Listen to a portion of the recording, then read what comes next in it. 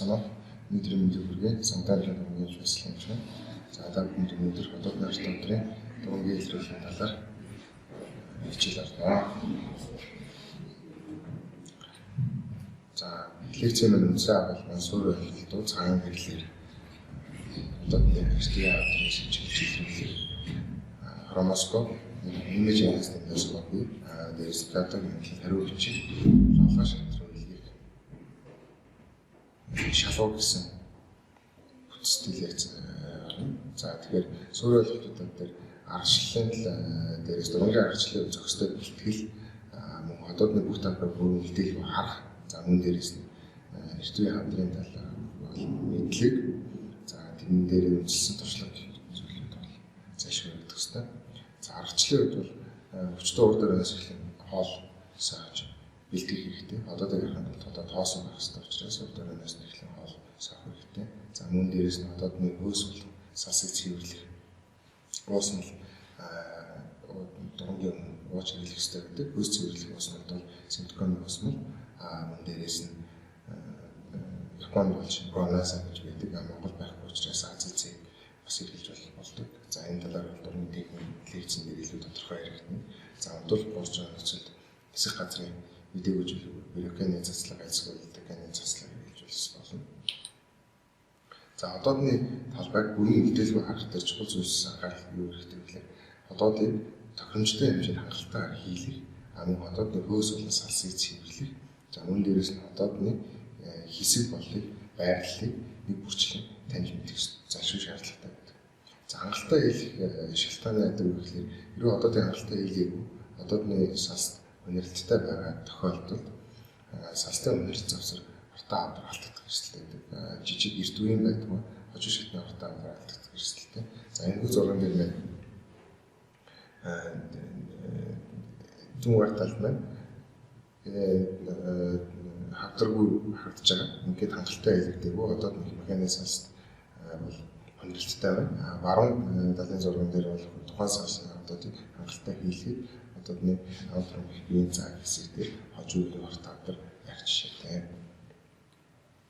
За хэсэг бүрийг таних дээр бол за энэ зурган дээр Японы одоодны орт авдрын гайдлайн дээр заасан зураг. Одоодыг дээд дундод гэж хэсэг тугаах уу гэхэлэр багмахай талыг 3 байхад их махай талаас 3 байхад 3 байхад үссэн 2 цэвийг хооронд нь холбоод дээд дундод гэсэн 3 хэсэгт зааглаж байна. Ингэж аливаа нэг өөрчлөлт илэрлэх юм одоодны дээд хэсэг, дунд хэсэг, доод хэсэг аль хэсэгт байрсныг бол яг тайлбарлаж өгсөй зайлшгүй. За мөн дээрээс нь одоодны байрлал болгоны буюу одоодны их бие, урд хаан, ард хаан, баг махай, их махай тал, адрын хэсэг, яраал хэсэг гэх мэтлэнгийн бүх талуудыг бол мэдчих ёстой. За энэ дээр бол илүү системтэйгээр хамархан тайлбарлах боломжтой зүйл нь systematic screening of stomach буюу энэ одоо энэ зураг дээр харж байгаа зураг авч харах хэсэг. За нэгдүгürt нь амдрын хэсэг, баг махай, их махай, ард хаан, урд хаан. За доод их биеийн доод хэсэгт их царалтаас их баг махай тал, их махай тал, урд хаан, ард хаан. Мөн дээрээс нэг царалтаас их биеийн дунд дээд хэсгийн баг махай тал, их махай тал, ард хаан, урд хаан. За бидний нэлдгээр inverse буюу retroflex царалтаас бол яг их биеийн дээд хэсэг fundus cardi хэсгийг бол баг махай тал, их махай тал, урд хаан, ард хаан гэсэн байрлалаар их биеийн дунд дээд хэсэгт нь бол яг зөвхөн баг махай тал, урд хаан, ард хаан үнцгийг бол үнцгийн гол баг махай тал, ардлын хандал, уртлын хандал гэсэн хэсгүүдийг зайлшгүй харах хэрэгтэй. Ингэж харснаар одоодны бүрэн талбайг тэр бүх хэсгийг нь хараад сохор цэг буюу blind spot үлдээлгүйгээр бүх цэгийг харан тийм бүх хэсгийг харснаар уран нэг өөрчлөлтийг үлдээхгүйгээр харах боломжтой болж байна. За эхний ээлжинд аргачлалаар ямар ч үсэн одоодог хангалттай хэлээд цэвэрлээд хангалттай хэлж байгаа бүх талбайг нь бүрэн үзэж харах боломжтой боллоо гэсэн. Тэгэхээр энэхүү өөрчлөлт харсан талбай дээр юу харж байгаа гэдэг мэдгэн дараагийн асуудал байна гэсэн. За тэгэхээр одоодонд эрүүл болон архив үйлчлэхийн одоодны алс састаж байна. За энэхүү зурган дээр додоор харж байгаа улаан өнгөтэй бодлого хэлбэрийн жигд байдсан 70 одны бүтцтэй өөрчлөлтийг бол regular management of collecting venous буюу RAC гэж нэрлэдэг. За энэхүү RAC байгаа нөхцөлд бол Ходоод бол эрүүл ходоо гэж нэрлэдэг. Баруун тал дээр нь улаасан мөн дээрээс нь атрофин зургал буюу цайварын цайсан састай ард том састын доторх том судасны зурглууд харагдаж байгаа энэ өөрчлөлтийг бол одоо ахыг үүсгэх өөрчлөлтөө гэж нэрлэдэг. За мэдээж хажуу шатны ортой өдөр бол дурны хэлбэрт бол энгийн хараад бүгд сайн мэддэг. За хажуу шатны ортой өдрийг бол 1 2 3 4 дугаар ангиллалд юм манас шархлаач тархамл нэвчдэг гэсэн одоо диффуз инфильтратив гэсэн дөрвөн ангиллалтай байдаг юм. За бид өнөөдрийн хичээлийн маань гол зорилго маань эртүгийн хамтрыг онцлох гэдэг асуудал. Эртүгийн хамтрыг онцлоход хоёр асуудал хамгийн нэмж чухал. Нэгдүгээр өөрчлөлтийг илүүлэх ёстой. Дараач ээлжинд өөрчлөлтийг бол тухайн илрүүлсэн өөрчлөлтөд тань мэдэх шинжилгээний тодорхойлох асуудал. Нэмж чухал байдаг. За тэгэхээр өнөөдөр эхний ээлжинд илрүүлэх. За илрүүлэхин дээр бол эхний ээлжинд с бүхий өөрчлөлтийг илрүүлнэ гэсэн. С бүхий өөрчлөлт гэдэг дотор юу гэхээр GUP буюу G gastritis буюу өрсөл маягийн, U ulcerative буюу шархлаад, P polyp буюу polyp-like 3 төрлийн үндсэн с бүхий шинжүүд илэрч өөрчлөлт. За шинжүүд дотор маань яг гэхээр гадруугийн өөрчлөлт, өнгөний өөрчлөлт, судаслын зуршлын эрс өөрчлөлт, за бусад гэсэн үндсэн 4 шинжүүд байна. За тэгэхээр эдгээр шинжүүдийг авч үзье. За үндсэндээ гадруугийн өөрчлөлт, товоосон, хонхоосон, эсвэл салтны түвшний өөрчлөлтийг бол Парисын ангиллаар хангилдаг. Гэхдээ энэ ангиллын мэдлэгийг олсон илрүүлсэн өөрчлөлтөөр нэггээр ангилна гэхээс яг энэ ангиллын мэдлэгийг илрүүлэг хийхэд бол төдийлөн өндөр ач холбогдолтой бол бас биш. Тийм учраас энэ нөгөө GUP буюу gastritis өрөвсөл төстэй шинж гэдэг шалфаад төстэй шинж, ургацаг төстэй шинж гэдэг дээр үзүүлж байгаа. Бол авч үзнэ. За тэгэхээр энэ дээр бол ургацаг төст эртний хортоор байрсан багч шийдэ. За шалбархаа шарх төст өөрчлөлт бол энэ хөө байдлаар харагдана. За мөн дээрээс нь өрсөл маягийн өөрчлөлт бол энэ дээр харж байна. Тэгэхээр энэ бүгд нь өөрсдөө одоод нь эртний хортоор гарч байна. За өнгөний өөрчлөлтөн дээр бол яг өнгөний зах хязгаар маш сайн гаргадаггүй. Бидний англиар хэлдэг well demarcated хэсэг өнгө нь өөрчлөгдсөн гэдэг. Өнгөний өөрчлөлт нь хажуугийн буюу орчныгоос хастаас эрс одоо өнгө нь өөр ялгарч харагддаг. За өнгөний өөрчлөлтөнд дотор нь үндсэндээ 3 үндсэн өнгөний асуудал яригддаг. Нэгдүгürt нь илүү улаан болж өөрчлөгддөг, илүү цайвар болж өөрчлөгддөг, эсвэл хосолсон байдлаар илэрдэг гэсэн. За одоо энэ дээр байгаа өөрчлөлт маань нөгөө сумын дотор харагдж байгаа эртний хорт автор маань илүү улаан болж өөрчлөгдсөн. Орчны нийтийн улбар яриа байхад хавдар байрсан хэсэг маань илүү улаан өнгөөр харагдаж байна. За хоёрдугаар зурган дээр маань энэ хүү эртний хавдар маань орчныгоос салстаас илүү цайвар өнгөтэй болж харагдсан байна. Тэгэхээр энийг бол англиар pale өөрчлөлт гэдэг. За дараагийн 3 тунцын хэсэг маань судасны болон салтын зовлон эс төршлөгдөн гэж. За дэц ихэнд яригдсан эрүүл салтын зургал дээр ярьсан regular arrangement of collective venous rак бүтэц маань хавдрын үед яригдах боломжтой хавдрын эрүүл салт учраас энэ буюу өөрчлөлт атрофийн үеийн буюу хатамжлалын үеийн салснаа гэдэг үгээр хатамжлалын салсны үүснээс салтын доорх судасны зурглал илүү тод болж харагдана. Тэгэхээр энэхүү илүү тод болж харагдсан зурглалыг өөрчлөлтийг яригдана гэсэн. Тэгэхээр энэхүү салстын доорх давхаргын тодорч харсан судаллууд хэсэг судасны бүтэц бол алдагдсан байдаг. Зурглал бол алдагдсан байна. Судасны зурглал алдагдах энэ их чухал шинжтэй тооцогддог. За ингээд будаад ирэхээр ялчгүй энэсэд бол эртний хортоо авдаг болж байгаа жишээ. За бусад шинж дотор гэрлийн ойлд өөрчлөгдөв. Баг зэрэг товоосон онгоос өөрчлөлтөн дээр бол гэрлийн ойлд бол өнцөөр байгаж харагдана. За мөн дээрээс нь одоо энэ гэрлийн бүх хэсэг энгийн харагдаж байгаа урлавч яг тухайн өмнө өөрчлөлт хэсгээр гэрлийн ойлд гаргаж байгаа шүү дээ. За дараагийн шинж нь хаянда цус гаргах шийдвэр. Spontaneous bleeding буюу тухайн өөрчлөлтөнд хүрээгүй, үргэлцээгүй байхад тухайн өөрчлөлтөөс аяндаа цус шүүж харагдах юм бол энийг бол spontaneous bleeding буюу аяндаа цус гарах шиш тэмдэг. За дээрээс нь өнгөр тогтох шиш тэмдэг бол бусад шиш тэмдэгтэй ингээд ордог. За тэгэхээр бид нэр эрт үеийн арт хавдрыг онцлоход илрүүлэх шаардлагатай өөрчлөлтүүдийг яаж илрүүлж болох вэ? Яаж илрүүлэх ёстой вэ гэдэг мэдлэг болж авсан дараа одоо тухайн өөрчлөлтийг болоод досны дараа өөрчлөлтийг шинжлэн тодорхойлох хэрэгтэй. Энэ өөрчлөлт байна хавдралыг өөрчлөлт байна эсвэл хавдрын бус өөрчлөлт гэдэг мэдэх хэрэгтэй гэсэн. За эрт үеийн хавдрын үндсэн шинжлэл дотор зах хязгаар маш тодорхой буюу world market өөрчлөлт байх хэрэгтэй гэдэг. Хоёрдугаар нь салстын өмнө гадаргуу судасны зурглал бол яг алдагдсан байх хэрэгтэй. Аль нэгэн анхаараа байгаа нөхцөл ортодор эрсдлийг тийм өндөр биш үү? Харин хоёулаа байгаа нөхцөл ортодор эрсдлийг маш өндөр гэж үзсэн.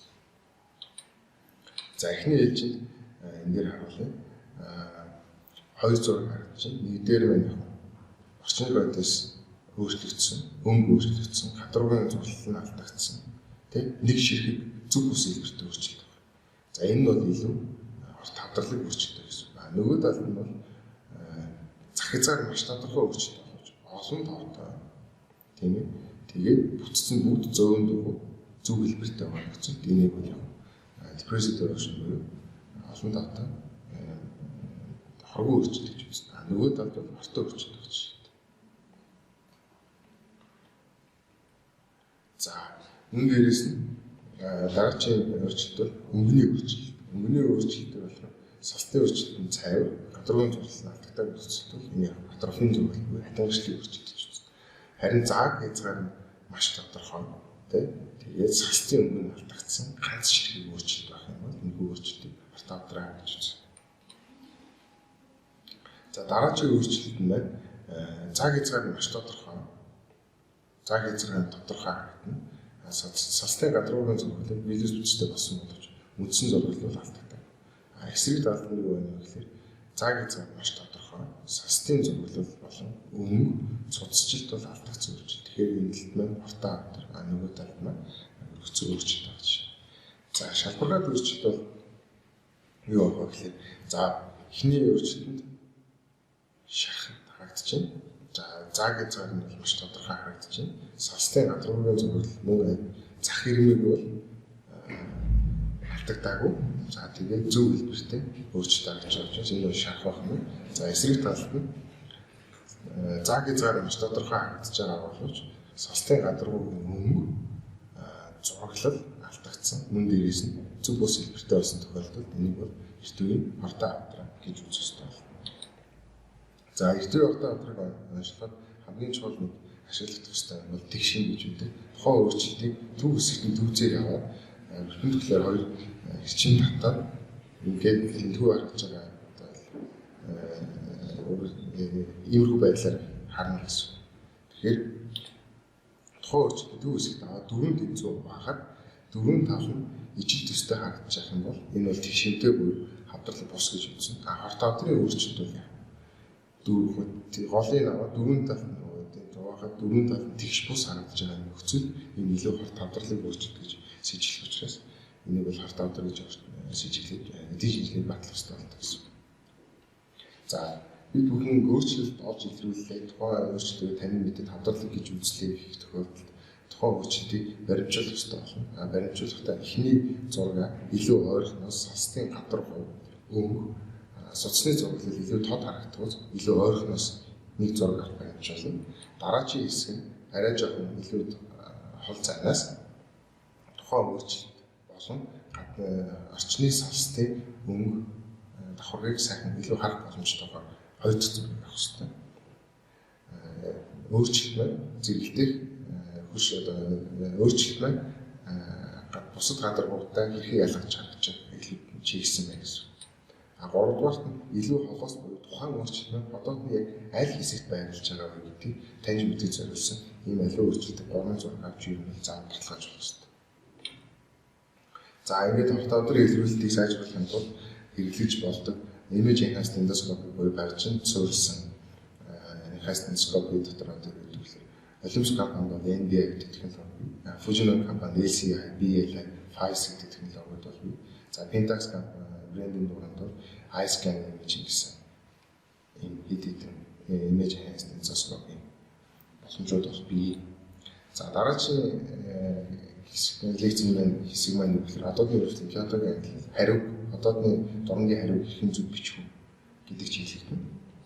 За Кёотогийн англи бол 2013 оноос хойш анх үүсгээд тэрнээс хойш 2 удаа сайжруулалт хийгдээд Япон улсад за хэд хэдэн улсуудад хэрэглэгдэж байгаа.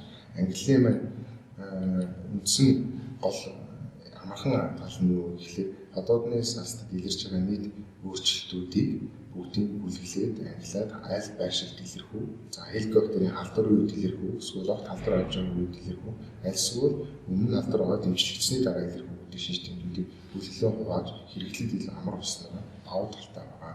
Нийт 19 шинж тэмдэг. За тэгээд айл үед илэрдэг вэ гэдгийг одоо энэ слайд дээр харагдаж байна. За хамгийн нэгдүгээр бол дөрөвний ярьсан жиг бүтцтэй цуглуулах байнууд буюу regular arrangement of collecting юм бол за энэ одлог хэлбэрийн жиг байрлсан ийм Venus утаснууд цуглуулах байнууд их биеийн агмахай талын доод хэсэг хэсэг байрлсан бол тухайн хүний хизээж халдвар авч байгаа гэж үндсэн нэг үзүүлэлт. За хоёрдугаар нь болохоор одоо энэ зураг дээр харж байгаа fundicular polyp буюу тухайн урцаг маань урцгны састын гадаргуун пит бактерийн буюу хотоодны эрүүл састын бүтцтэй дээрээс нь суцлаг торлогод рак магийн суцлаг торлогод харагдж байгаа нөхцөл fundicular polyp буюу мөн ань нэг ч удаа хеликоптер халдвар авч байгаа хотоодны саст гэж бас дүгнэдэг. За энэс цаашаа аливаа нэг халдвар авсан байх шалтгаан хамгийн ихнийх нь бол састын хатамжил та бүхэн мэдний мэдээ Такемото Кимурагийн англиар бол англиад ярьдаг. Англи нь өгөхлөөр closed type C, open type O халт бол нээлттэй хэлбэр. За хатамжлын маань үндсэн харагдах үндсэн шинж тэмдэг маань хоосон састын доорх зурлал тодорсон. За цайвар өнгөтэй болсон гэдэг шинж тэмдгүүд бол харагддаг. За гидснээсийн шилжилт буюу дараагийн шинж тэмдэг. За илүү өргөцсөн барцаг цагаан өөрчлөлтүүд харагддаг. За зөвхөн энэ дараагийн шинж тэмдгээр бол өрмөс чанар өндөртэй боловч мэдрэг чанар ба мэдрэг чанарыг сайжруулахын тулд цайврыг арцаар улаан сонирхолтой бүтц харагдах, састын гадар барцаах, хэвийн бүс суулгах юмнууд харагдах зэрэг шинж тэмдгээр үүсэх юм бол өрмөс чанар нь мэдрэг чанарыг нөлөөлөх бас боломжтой. За энэ бие бол боос LBC бол харагдах ёстой. За дахмал улаалт гэдэг нь түрүүний ярьсан рак бүтэц зогт харагдах болыг дахмал улаалт гэдэг. Энэний үсээр үгээр састын нейтрофил бол моноклерсүүд нэвчсэн үүсэнтэй холбоотойгоор энэ хөө өөрчлөлт ярьж байгаа. За өмнө дараачих нь бидний сайн мэддэг үсээр литема буюу литема одоо Кёотогийн англиар бол spot areas гэж авсан. За мөн састын хавн маань хавсан учиргаа мөчлөө завсраа нарийнхан ховлууд үүсэж харагдаж байгаа энэ өөрчлөлтийг бол састын хавн гэж нэрлэдэг. За атран дугаараа зузаарч буш large falls and tortoise fall одоогийн хангалттай хийсний дараа их махин талын атран хавнаас 4 мм-с том болж харагдаж байгаа нөхцөл тэмдгүү шир тэмдэг эрг гэж үзнэ. За атран хэсэгт одоодны хэсэгт лимфийн улчраа томорч харагдаж байгааг бол дуулаарай гэдэг шинж тэмдэг хэлэрдэг. За мөн сас ялгаар болдог пластик полип болох полимер хайперпластик полип. За ксантома гэдэг маань ксантома цит гэж хэлдэг. Одоодны састыг байрлаад өөхний төслүүдийг өөртөө шингээснээр энэ цайрч харагддаг өөхний төслүүд өөхний эсүүд харагдаж байна. За 12 дугаар шинж тэмдэг хохоосон шалбархан састаас доош хохоосон олон доогоор байрлсан иймэрхүү шалбархайг бол хохоосон саст гэж нэрлэдэг.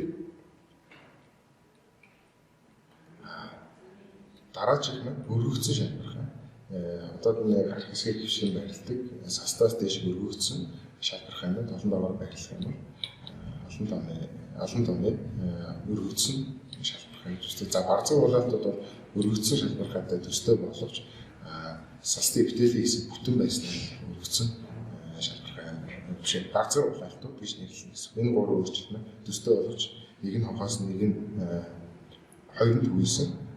Төвлөсөн дотор шалбархаа нь эпителийн хэсэг гимсэн байдаг бол барзан улаалтууд бол эпителийн хэсэг гимтэйг үүдэг гэж байна. За их биеийн шалбархаанууд байна.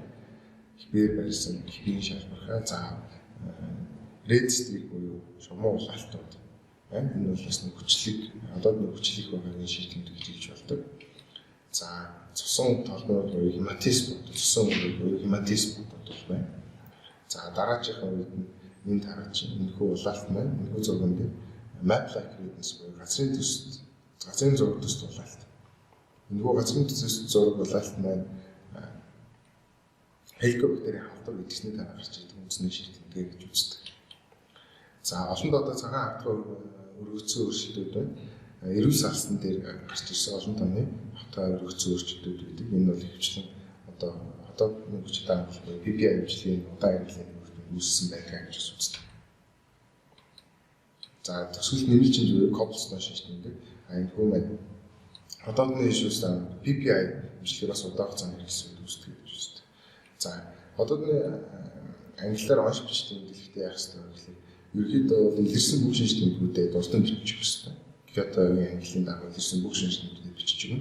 За тэгээд үндсэн оншин дээр юу вэ гэхээр 3 бүлэгт байна. Хеликобактерийн халдвар яг одоо байгаа. Одоодны шалтгаан хеликобактерийн шалтгаанд үүсэл хеликобактерийн халдварын түүхтэй үүсэл буюу амжилттай амжилтгдсан. 3-дугаарт нь хеликобактерийн халдваргүй одоодны өршлөө гэж 3 үйлдэлт хувааж үзсэн. За тэгээд байгаа өөрчлөлтөө зайшгүй бичих шаардлагатай гэж үзэх юм бол бүт гээд өөрчлөлтөө бичээд оф гээд байрлуулж байгаа шүү дээ. За мөн дээрс нь хеликобактерийн халдвар түүхтэй бол халдвар байгаа өөрчлөлтөн дээр бол хаалтан дотор Takimoto Kimura-гийн ангиллаар C123, O123 гэсэн өөрчлөлтийг бол зайшгүй бичиж. Жишээ нь дээр active strategies хаалтан дотор open type 3. За тэгээд хандрын ургацагтай гэж бичиж тэмдэглээ. Тиймэрхүү байдлаар бичигдэнэ гэсэн. За энэхүү ангиллыг бас нэг давуу тал нь хөвгөн чиглэсэн хадрын риск тогтоож өгдөг. Энд атрофи, метаплазия, enlarged fold and tortuous fold тэгээд нодулаар диффюзнер эднес гэсэн 5 шинж тэмдэг нийт 8 оноор бол нэлдэг гэсэн. За тэгээд энэхүү 8 оноор нь жишээ атрофи open type байвал 2 оноо, closed type байвал 1 оноо, атрофи байхгүй бол 0 оноо. Метаплазия зөвхөн андрууд байвал 1 оноо. Тархмал байх юм бол 2 оноо, байхгүй бол 1 оноо. За enlarged fold, tortuous fold гэдэг шинж тэмдэг байвал 1, байхгүй бол 0. Нодулаар байвал 1, байхгүй бол 0. Diffusion rate буюу рак огт харагдахгүй бол 2 оноо. Рак фундус хэсэгт юм бол ихбийн дээд хэсэгт харагдаад ихбийн доод хэсгийн багмахаа хэсэгт харагдахгүй бол 1 оноо. Тэгээд тархмал рак буюу erroneous arrangement of collective immunity тархлаар байрсан юм бол 1 оноо гэдэг. За ингээд нийлбэр оноо бол дүүний тэмждэг гэсэн. За төгс хамгийн сүүлийн слайд буюу лавлаа шатлал үлгийг шалгуур гэж. За та ямар нэгэн өөрчлөлт олж илрүүлээ тэрхүү өөрчлөлт нь ямар онцлогтой лавлаа шатлал үлгийг хэвээр тэгэхээр нэгдүгээр зах хязгаар маш тодорхой өөрчлөлт буюу weld market inflation илрүүлсэн тохиолдолд дараагийн шатлал үлгийг хэвээр лавлаа шатлал үлгийг хэвээр өвчтний. За салтын өнгө энэ үлэг зэрэгэлтэйг салтын өнгөтэй харьцуулахад цагаан гэрлэр улаан эсвэл цайвар болсон салт илэрсэн байна. За LCI бол цайвар арга зохиолол, NDI гэдэг бол одоо microsurface, microvascular бактери өөрчлөгдсөн тохиолдолд за эндогогермины бодож байгаа зэрэглээс састын хэний өөрчлөлт, хадруугийн тэгш байдал, хил хязгаарын зааг ялгаа буюу weld market inflation илэрсэн тохиолдолд састын өнгөнд үүслээ дараагийн шатлал руу буюу лавлаа шатлал илэрх ёстой. За гуравт нь хэлбэр нүдээр харагдах макроскоп нүдээр харагдах зүг бус хэлбэртэй буюу бид түрүүн нөгөө тавьсан дөрвийн зураг байхад хоорондоо тэгш бус байгаа тохиолдолд зүг бус байгаа өөрчлөлт илэрх юм бол та илгээх ёстой гэсэн. За дээрээс нь Парис английн састаас дэж төвшүүлсэн салтын төвшин хонгойсон холимог байдалд өөрчлөлт илэрх юм бол дараагийн шатлал руу илгээх. За хэмжээний ганцхан шигийг өөрчлөлт байх. Хавдрын хөвчлийн ганц үүдэг эсвэл цөөн тооны өөрчлөлт. Нэг эсвэл хоёрын шигийг баг өөрчлөлтүүдийг бол хөвчлэн илгээх ёстой гэсэн. За мөн дээрээс нь таны өөрөө хараад таньж мэдэхгүй боловч зайлшгүй эдийн шинжилгээ батлах шаардлагатай гэж үзэх юм бол дараагийн шатлал руу зайлшгүй хийх ёстой. За та бүхэн баярлалаа.